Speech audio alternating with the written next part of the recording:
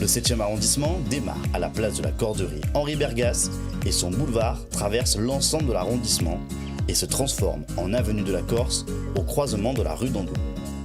Sur le boulevard de la Corderie, nous trouvons une carrière datant de l'époque grecque. Au cœur de ce quartier, nous retrouvons l'abbaye Saint-Victor, fondée au 5e siècle après Jésus-Christ par Jean Cassien à proximité des martyrs de Marseille, parmi lesquels nous retrouvons Saint-Victor de Marseille qui lui donna son nom. Depuis 1500 ans, Saint-Victor est un des hauts lieux du catholicisme dans le sud de la France. L'un de ses abbés fut même élu pape en 1362 sous le nom d'Urbain V. Les sarcophages et sa crypte en font le musée d'art chrétien du premier millénaire le plus important de Provence après celui d'Arles. Le premier savonnier dans la région est recensé dès 1370. Le savon de Marseille est un mélange d'huile essentiellement végétale et de soude. Marseille est au XVIIe siècle le premier fabricant de savon de France. En remontant la rue d'Andoul, nous arrivons au quartier d'Andoul. À la fin du XVIIe siècle, il était question du quartier de Doum. Le peuple disait alors « Allez à Doum » ou encore « Allez en Doum ». En haut de cette rue, nous arrivons au quartier de Bompard, qui tire son nom d'une très ancienne famille.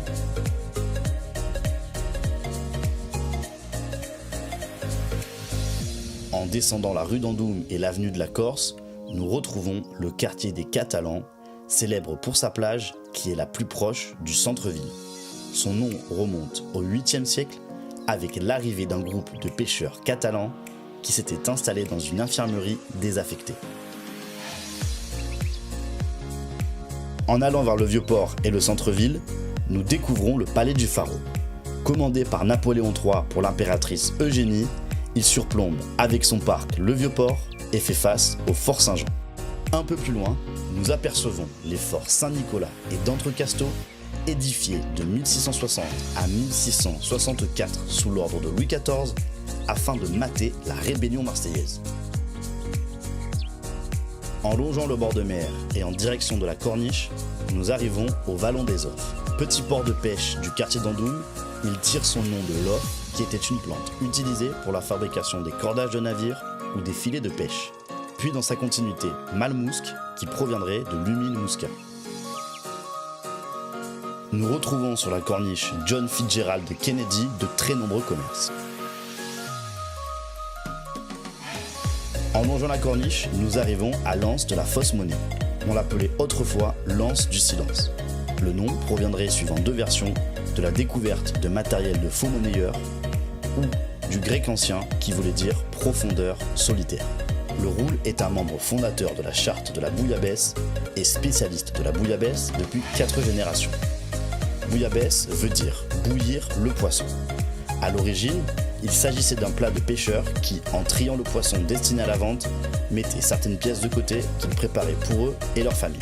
Dans le prolongement de la corniche, nous pouvons apercevoir le marégraphe mis en place en 1883 dans l'anse Calvo.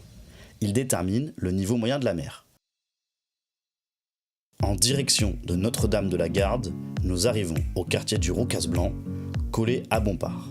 Roucas-Blanc veut dire rocher blanc. Notre-Dame-de-la-Garde est surnommée la Bonne Mère par les Marseillais. Elle est construite en 1864 par Henri Espérandieu dans un style romano-byzantin.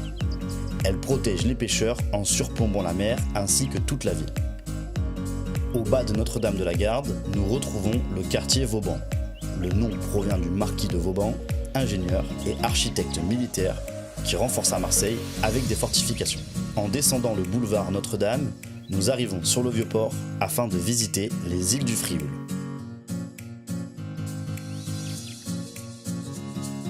Le château d'If est une forteresse édifiée sous le roi François Ier entre 1527 et 1529, proche des îles de Ratonneau et Pomègue.